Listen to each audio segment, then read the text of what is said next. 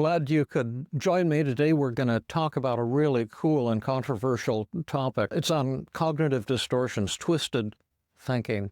And I'll just give you a real brief overview, and then I'll explain to you about one of these distortions. And we'll have a whole series, so we'll cover all of the cognitive distortions. But first, what is a cognitive distortion? Cognitive is just a fancy word, and mental health professionals use fancy words for simple things. And that's because we don't know much, so we like to make up big words to make us sound important or intelligent. And cognitive just means thought.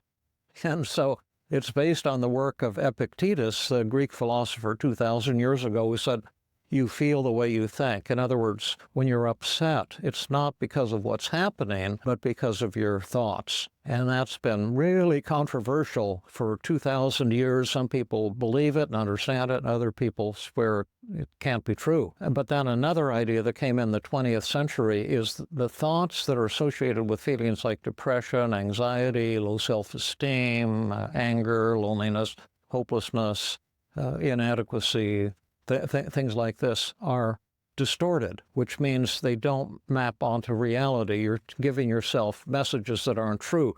The way I think about it is to say that depression and anxiety are the world's oldest cons.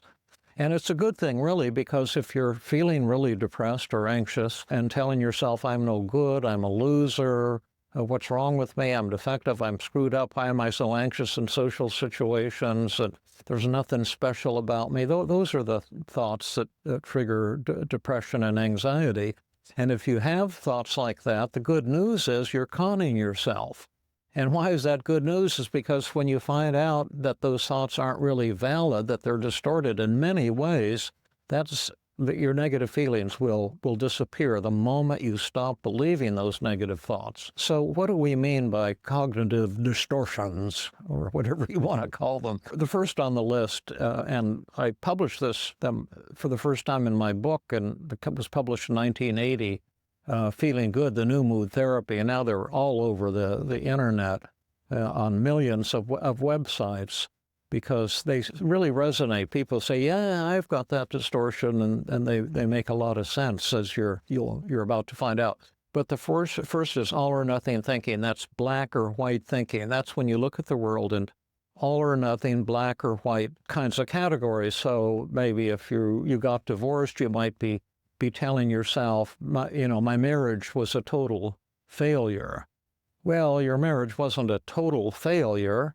It ended up with a divorce, which, perhaps was even a good thing, but every marriage has good and bad aspects. Just like this room that I'm in. Is this room perfectly well organized? Is this 100%? Well, absolutely not. Look at that table right over there. You can't see it, but it's just all covered with junk and crap. But it's a nice room, but it's not 100%, and nothing 0 and 100%. Well, I had a personal experience that made me aware of this. In the early days of cognitive therapy, there weren't many of us in the world, and Aaron Beck was one of the originators, and I was one of the early people to learn about it. And he and I gave a talk in Chicago at some kind of psychotherapy conference, and people hadn't really heard about cognitive therapy, and so it was a half-day workshop, and we talked about it, and we kind of made a mistake that I've kind of learned not to make in talks, but we knew people would question us. They didn't believe that thoughts would cause depression, or the thoughts are distorted, or that you could train people to change the way they think and help them with depression. People in the audience started peppering us with all kinds of challenging questions. And we made the mistake of kind of defending ourselves and arguing and pointing out why our ideas were true. And that's always the worst idea, because some of them got kind of riled up. And at the end, I think it was from 8 to 12 in the morning, I felt kind of let down. And Beck's not the greatest public speaker. He was a great thinker. And a great consultant and a great teacher, but not a great public speaker. And I was just getting started, so I didn't know the tricks of the trade myself. And as we were walking from the lecture hall in this hotel where the conference was taking place, he said, David, you seem to be feeling a little down. Is there a problem? And I said, well, Dr. Beck, I do feel a little let down because I don't think we did our best job with that presentation. And to be honest with you, I thought we were a little below average today. And he says, well, Dave, then we can thank our lucky stars. He used to say stuff like that all the time, unexpected, paradoxical things. And I said, why should we thank our lucky stars if we were below average? As he said, well, Dave, you see, average is the halfway point. So we're obligated by the laws of the universe to be below average at least half the time. And half the time we'll be above average. That's what the average is. It's the middle point.